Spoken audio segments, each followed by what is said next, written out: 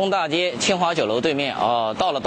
我要做个挂件，想做什么样的挂件？做把剪刀，是不是这个东西啊？对，你怎么要做个剪刀呢？你这个人怎么这么啰嗦？一句话，能不能做？能。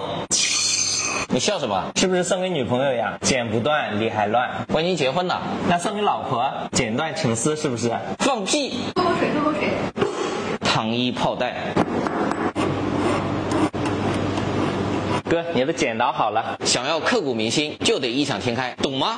现在懂了。这个人怎么看都有病。小戴姐姐，你来了呀！终于看见偶像了。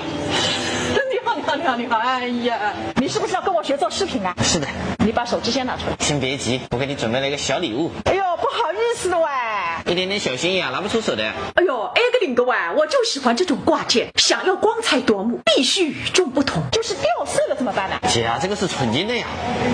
纯金的？对呀。24K 的？是的呀。4个9的？对。哎呦，赶紧拿下来！哎呦，这个闯祸了！这是为你量身定做的。26号不是要到风油记去剪彩吗？祝你开张大吉，一剪发财。死里头开张不是我开张，死里头发财不是我发财。最要命的是，学做自媒体必须本人出镜。看你那鬼头鬼脑的样子，和我那亲家母有得一拼。咱俩不是一条船上的人。你给我看一下这个东西能不能定做的？可以的呀。给我做个一模一样的。行。